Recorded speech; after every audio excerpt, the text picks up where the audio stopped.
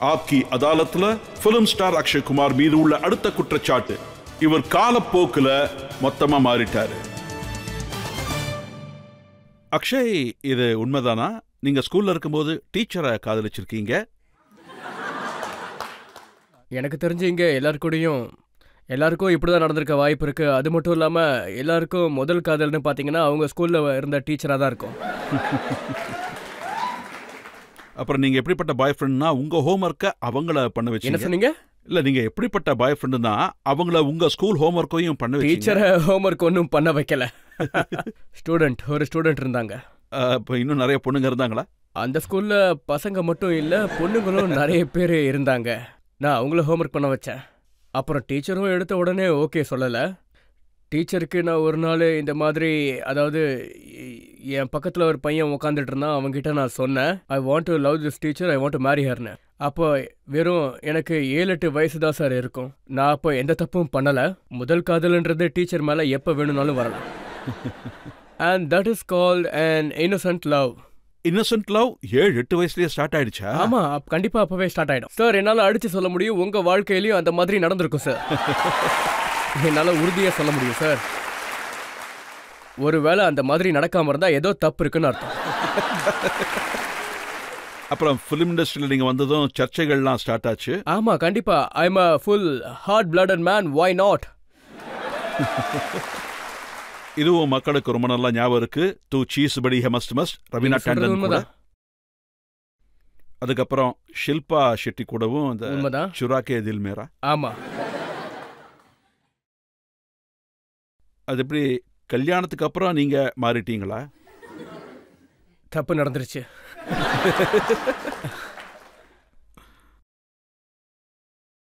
இப்ப பாத்தீங்கன்னா I am very happily married. எனக்கு 2 குழந்தைங்க இருக்காங்க. அண்ட் அப்படியே எல்லாருக்குள்ளேயும் ஒரு மாற்றம் நடந்துக்கிட்டே தான் இருக்கும். For good. And that is what happening to me. எனக்கும் அப்படி தான் நடந்துக்கிட்டு இருக்கு. ஸோ மாற வேண்டியது ரொம்பவே அவசியம். அப்புறம் பார்த்தீங்கன்னா இந்த பாருங்க, இதுக்கு முன்னாடி உங்க ஹீரோயின்ஸ் கூட உங்க ரொமான்ஸ் கதைகளா வந்துகிட்டு இருந்துச்சு. இப்போ உங்க ஹீரோயின்ஸ் கூட நீங்க சண்டை போடுற கதை தான் வருது. பிரியங்கா சோப்ராவோட ஏதோ பிரச்சனைன்னு கேள்விப்பட்டோம். அந்த மாதிரி எதுவும் நடக்கலையே. உங்களோட செய்தியாளர் யாரு? ஒருவேளை அப்படி எதுவும் நடக்கலன்னா அவங்க கூட நீங்க ஏன் எந்த படமும் சைன் பண்ணல? இல்ல, இது வரைக்கும் எனக்கு அந்த மாதிரி எதுவும் வரல. நான் இது வரைக்கும் உங்க கூட ஒரு 4 இல்ல 5 படம் பண்ணியிருப்பேன். அந்த மாதிரி எதுவும் இல்லை. நான் உங்க கூட படம் பண்ணாம இல்ல. நான் எல்லாரு கூடயும் கண்டிப்பா படம் பண்ணுவேன். ராணி முகர்ஜியை தவிர எல்லாரு கூடயும் நான் படம் பண்ணியிருக்கேன். இல்ல, அது அந்த பழைய விஷயங்களை விட்டுருங்க. இல்ல, நான் இப்ப இருக்கிற விஷயத்த பேசி. அது ஒருவேளை உங்களுக்கு பிரியங்கா சோப்ராவோட நடிக்க வாய்ப்பு கிடைச்சா கண்டிப்பா பண்ணுவேன். இதுல சொல்றதுக்கு என்ன இருக்கு? இத கேட்டா அவங்க ரொம்பவே சந்தோஷப்படுவாங்க. எனக்கு சந்தோஷம். அப்புறம் நான் இதுவும் கேள்விப்பட்டேன், ஃபரா கான் கூட உங்களுக்கு ஏதோ ப்ராப்ளம்னு. ஃபரா கான் கூட எனக்கு எந்த ஒரு ப்ராப்ளமும் இல்லை. அவங்க she is a very dear friend of mine. And அவங்களோட பிரதர் சாஜித், அவர் கூட எனக்கு ரொம்பவே நல்ல பழக்கம். ஸோ எந்த ஒரு ப்ராப்ளமும் இல்லை சார். ஏக்தா கபூர் உங்க மேல கோவமா இருந்தாங்களா? ஏக்தா கபூர் என் மேல எப்போ கோவப்பட்டாங்க? இன்னைக்கு ஒரு வேலை பண்ணலாம். ஏக்தா கபூருக்கு ஃபோன் பண்ணலாம். இன்னைக்கு பார்க்கலாம் உங்க செய்தியாளர் கரெக்டா இல்ல நான் சொல்றது கரெக்டான்னு பாத்துறலாம். ஃபரா கானுக்கு கால் பண்ணலாம், பிரியங்கா சோப்ராக்கு கால் பண்ணலாம். சரி, இன்னைக்கு கால் பண்ணலாமா? இந்த நியூஸ் எல்லாம் மேகசின்ஸ்ல. இந்த மேகசின்ஸ்லாம் படிக்காதீங்க. அதை கொடுங்க என்கிட்ட. இந்த மேகசினை நான் தூக்கி போட்டுருவா. நிஜமா தான் சொல்றேன், நான் தூக்கி போட்டுருவா. சொல்லுங்க. இதெல்லாம் எதுக்குமே பிரயோஜனம் இல்ல. இவங்க எல்லாம் எத்தனையோ பேரோட வீட்டை நாசமாக்கியிருக்காங்க. நான் சொல்றது உண்மை. உட்கார்ந்த இடத்துல எது வேணும்னாலும் எழுதிடுவாங்க. அப்ப இந்த மேகசின்ஸ் உங்க வீட்டையும் அழிக்க முடியும்னு உங்களுக்கு தோணுச்சா? அதுக்கு வாய்ப்பே இல்ல. எங்க வீடை பொறுத்த வரைக்கும் இது ஒரு தமாஷான ஒரு விஷயமா. இது எப்படி நீங்க? ஆனா உங்க பர்சனல் ஹிஸ்டரிய பார்க்கும்போது 100 எலிகளை சாப்பிட்டு பூனை ஹஜ்ஜுக்கு போச்சான்னு சொல்லுவாங்கல்ல. ஹஜ்ஜுக்கு போச்சுல்ல? ஹஜ்ஜுக்கு போயிட்டு இருக்கு. 100 எலியை சாப்பிட்டுட்டு ஹஜ்ஜுக்காது போதே சார், அதுல என்ன தப்பு இருக்கு? மனுஷன் தப்பு பண்ணதுக்கு அப்புறமா தான் ஹஜ்ஜுக்கு போவான்ல, இல்ல முன்னாடியே போயிடுவானா? பரவாயில்ல, நீங்க அக்செப்ட் பண்ணிக்கிட்டீங்க. இப்ப ஒரு கேள்வி கேட்கலாம் சார். இன்னைக்கு நானும் உங்ககிட்ட ஒரு கேள்வி கேட்க விரும்புறேன். ஒருவேளை ரஜத் சார் பெர்மிஷன் கொடுத்தா நானும் அவரை இன்னைக்கு 2-3 கேள்வி கேட்க விரும்புறேன். கேட்கவா சார்? நீங்க அப்படியே அங்கேயே உட்கார்ந்து கேட்கலாம். Okay sir. அது வாழ்க்கையில நிறைய பேரோட ஆசை என்ன கேள்வி கேட்கணுங்கிறது ஆமா சார், நான் உங்களை எழுந்து நின்னு கேள்வி கேட்கவா? நீங்க உட்கார்ந்துகிட்டே கேட்கலாமே. இல்ல சார், அப்பதான் அந்த ஃபீல் வரும்.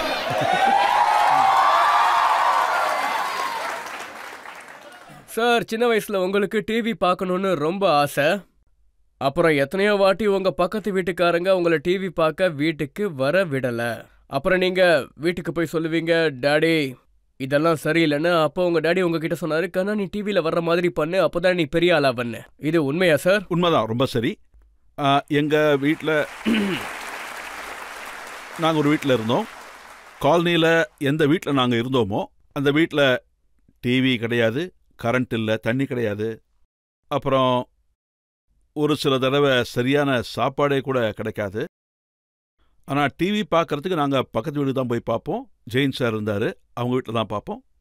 அப்புறம் அந்த காலத்தில் பாதி ஃபிலிம் சாட்டர்டே வரும், மீதி படம் சண்டே தான் வரும். ஸோ பாதி படம் பார்த்தாச்சு. சண்டே படம் பார்க்க போன போது அவங்க டோரை லாக் பண்ணிட்டாங்க. நான் திரும்ப வரும்போது அழுதுகிட்டே வந்தேன். பாப்பா என்னடா ஆச்சு அப்படின்னு கேட்டார். நான் ஷாஹித் பகத்சிங்கோட படம் பாதி பார்த்தேன், மீதி பார்க்கறதுக்குள்ளே அவங்க கதவு பூட்டிட்டாங்கன்னு சொன்னேன். அப்போ அவர் என்ன சொன்னார்னா, இன்னொருத்தர் வீட்டில் 3வது ஆளாக டிவி பார்க்க போறியே, உனக்கு தில் இருந்தா மற்றவங்க உன்னை டிவியில் பார்க்குற மாதிரி ஏதாவது பண்ணுன்னு சொன்னார். உங்களுக்கு கிடைச்ச இந்த தகவல் கரெக்டு தான். பரவாயில்ல, என்னோட செய்தியாளர் கரெக்டாக தான் இருக்கார்.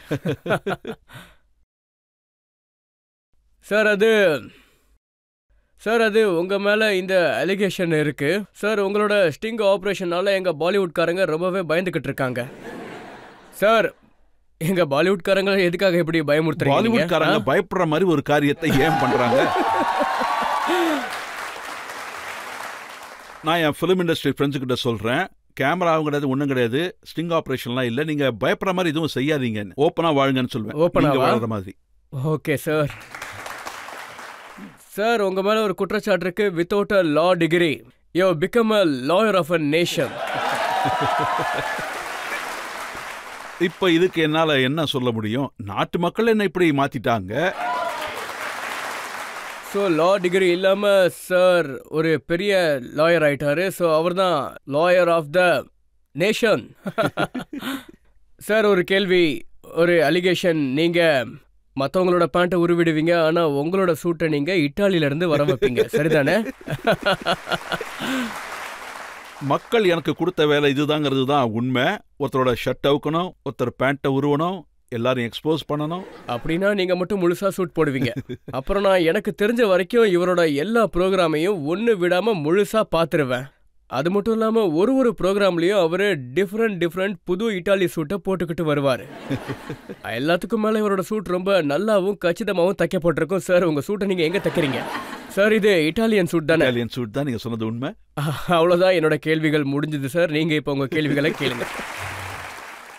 இப்ப எனக்கு நீங்க எதை சொல்லுங்க, ஜானி எல்பில நீங்க வக்கீலானீங்களே, இப்படிதான் வக்காலத்துக்கு வாதாடினீங்களா? எங்கிட்ட கேள்வி கேட்ட மாதிரி இல்ல சார், இது ஒரு ஃப்ரெண்ட்லி நைஸ்லி, அதாவது இது ஒரு அலிகேஷனும் இல்லை, மக்களுக்கு இந்த விஷயத்த சொல்லலாம்னு நினைச்சேன்.